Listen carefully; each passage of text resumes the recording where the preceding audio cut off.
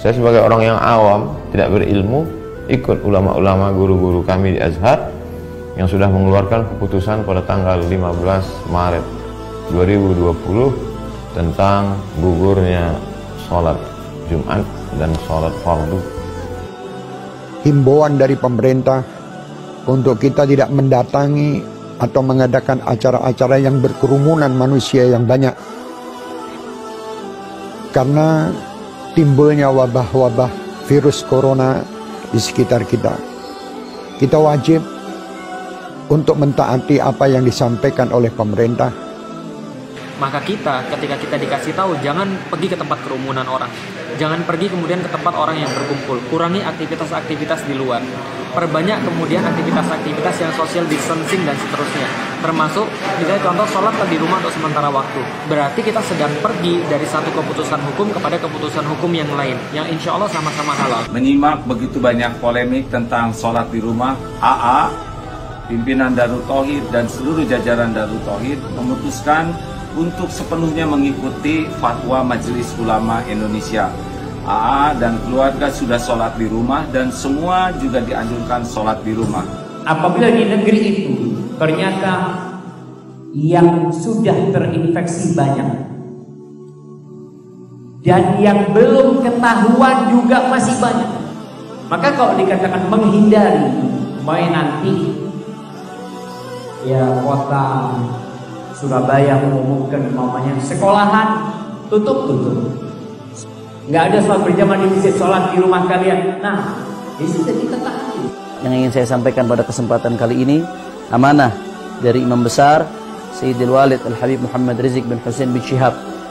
Beliau menyerukan kepada seluruh ta'lim dan tabligh akbar FPI di seluruh daerah yang terpapar wabah corona atau yang terindikasi terpapar wabah corona, beliau menyerukan agar seluruhnya dihentikan atau diliburkan terlebih dahulu sampai keadaan kembali kondusif. Agama Islam mendahulukan kemanusiaan atas keberagamaan.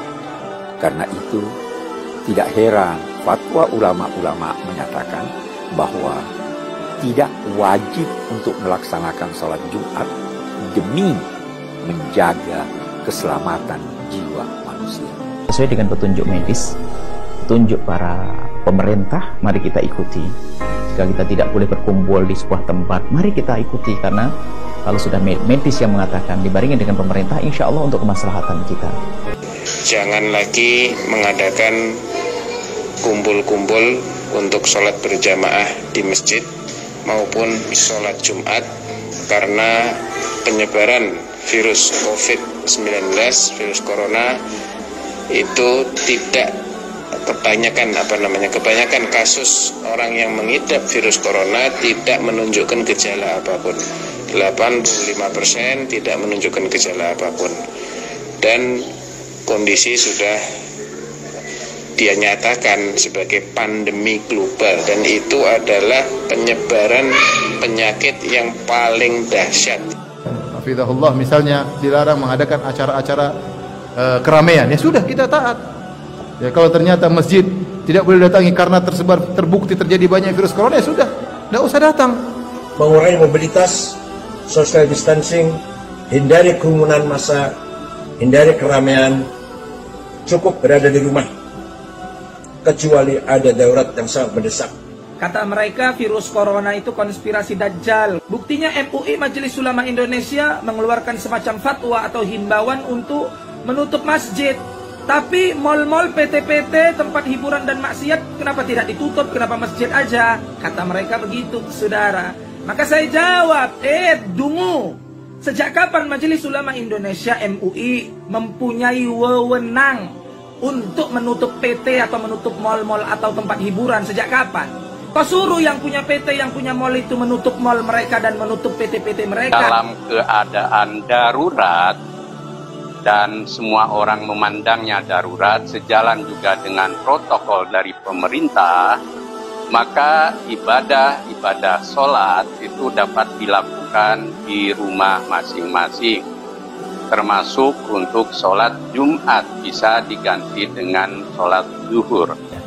Dan saya juga menghimbau kepada pemuka-pemuka di agama lain, saudara-saudariku sebangsa dan setanah air, ya, agar sama-sama kita bersinergi menyampaikan kepada umatnya, menyampaikan kepada masyarakat juga dalam bawah binaan dan bimbingannya, agar senantiasa bisa menjaga diri, kesehatan sesuai dengan instruksi yang kita dapati, dan bisa menyatukan kita dalam suasana kebangsaan yang utuh, baik, dan semoga Allah membebaskan kita dari wabah COVID-19 ini dan memberikan hikmah-hikmah terbaik kepada kita.